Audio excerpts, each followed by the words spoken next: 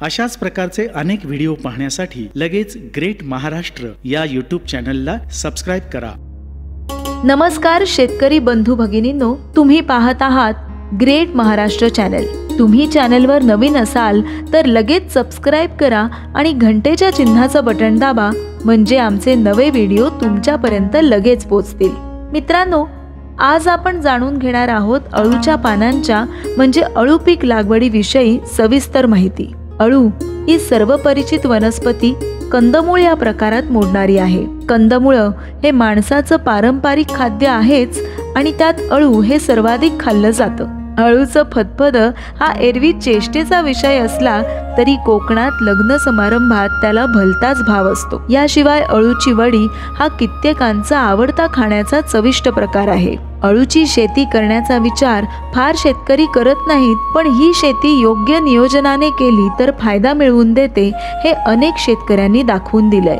सर्वात आधी पाहूया की अळूसाठी जमीन कशी असावी। अळू हे पाण्याचं पीक असलं तरी त्याला कसदार पण पाण्याचा निचरा होणारी जमीन लागते। अळूसाठी जमिनीचा सामूह उदासीन असावा। आता पाहूया अळूची लागवड कधी आणि कशी केली जाते। बहुतांश शेतकरी टप्प्याटप्प्याने एका गुंठ्यापासून सुरू करून 1 एकरापर्यंत अळू लागवड करतात। ही लागवड जानेवारीमध्ये किंवा पावसाळ्याच्या तोंडावर जूनमध्ये केली जाते। यासाठी जमीन 20 ते 25 सेंटीमीटर खोलवर नांगरट करून वखरण केली जाते। त्यानंतर रान तापू दिलं जातं। प्रत्येक एकराला 10 ते 12 बैलगाड्या शेणखत किंवा कंपोस्ट खत टाकतात आणि शेवटचं कुळवून घेतात। नंतर 3.6 बाय 1.8 मीटरचे वाफे तयार केले जातात। यातलं अंतर 1 ते 1.5 फूट असतं। मग त्यात पाणी सोडून निरोगी आणि लिंबाच्या आकाराच्या देशी कंदाची लागवड 8 ते 9 सेंटीमीटर खोलवर केली जाते। मातीने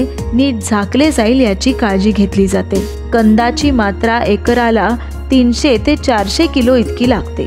पाऊस जास्त पडणारा भाग असेल तर सरी वरंब्यावर लागवड केली जाते आणि उन्हाळा असेल तर सऱ्या फोडून सपाट वाफे तयार करून लागवड केली जाते। लागवड केल्यानंतर 10 ते 15 दिवसांनी तणांचा बंदोबस्त करावा आणि नंतर 40 दिवसांनी पुन्हा तणांची छाटणी करावी।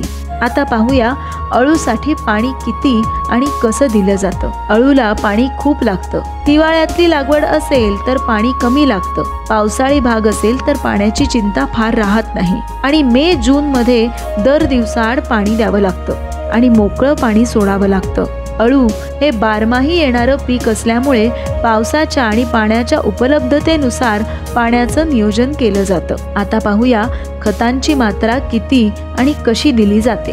60 किलो स्फुरद हे लागवडीच्या वेळी संपूर्ण दिलं जातं। नत्र आणि पलाश हे प्रत्येकी 80 किलोने 2 वेळा समान हप्त्याने विभागून दिलं जातं। दुसरा हप्ता हा आळ पद्धतीने देऊन लगेच मातीने नीट झाकावा आणि लगेच पाणी द्यावं। आता पाहूया अळूची कापणी कशी केली जाते। लागवडीच्या 1.5 ते 2 महिन्यानंतर छोटे कोंब फुटतात आणि 3ऱ्या महिन्यात पानं कापणीसाठी तयार असतात। त्यानंतर दर 3 ते 4 दिवसांनी कापणी केली जाते। एका हेक्टरात 8 ते 10 हजार किलोग्राम अळूची पानं मिळतात। उन्हाळ्यात 250 ते 300 गड्ड्या मिळतात। पावसाळ्यात 700 ते 800 गड्ड्या मिळतात, म्हणजे वर्षभरात 90,000 गड्ड्या मिळतात। आता पाहूया अळूच्या पानांचे प्रकार कोणकोणते आहेत। अळूचे 3 मुख्य प्रकार म्हणजे भाजीचा अळू, वडीचा अळू आणि शोभेचा अळू। सोबतच वड्यांसाठी कोकण हरितपर्णी हा अळूच्या पानाचा सुधारित प्रकार आहे। काळ्या देठाचे, जांभळ्या देठाचे, हिरव्या देठाचे असेही प्रकार आहेत। उत्तर भारतात फैदराबादी, लहरा, देशी वांडा असे प्रकार आहेत। पंजाबमध्ये S3 आणि S11 या प्रकाराची लागवड केली जाते। त्याशिवाय पंचमुखी आणि सतमुखी हे कंदांच्या आणि पानांच्या भाजीसाठी प्रसिद्ध आहेत। महाराष्ट्रात भाजीसाठी मुक्ताकेशी आणि झांकारी या जाती वापरल्या जातात। आता पाहूया अळूचा असलेला बाजारभाव आणि नफा।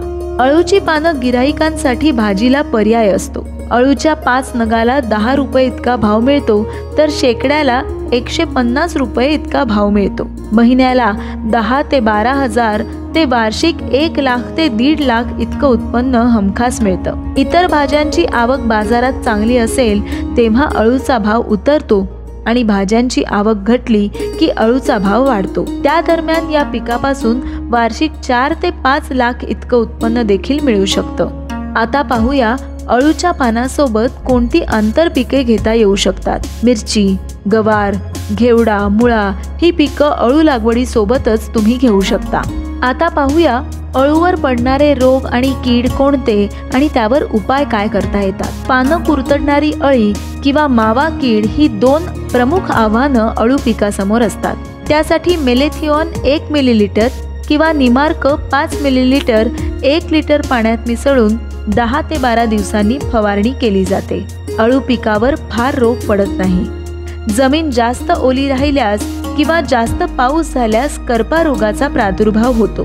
तसं झाल्यास रोग पडलेली पानं लगेच कापून टाकणं आणि जाळणं किंवा 1% बोर्डो मिश्रण फवारणं हे उपाय केले जातात। तर ही अळू पिकाच्या लागवडीविषयीची माहिती होती। ही माहिती तुम्हाला कशी वाटली हे आम्हाला कमेंटमध्ये जरूर सांगा आणि पुढचा व्हिडिओ आणखी जोमाने तुमच्या जवळ पोचवायला आम्हाला त्यामुळे बळ मिळेल। तुमच्या अळू लागवडीसाठी टीम ग्रेट महाराष्ट्र आणि स्माइली ॲप कडून खूप खूप शुभेच्छा। जय महाराष्ट्र, ग्रेट महाराष्ट्र।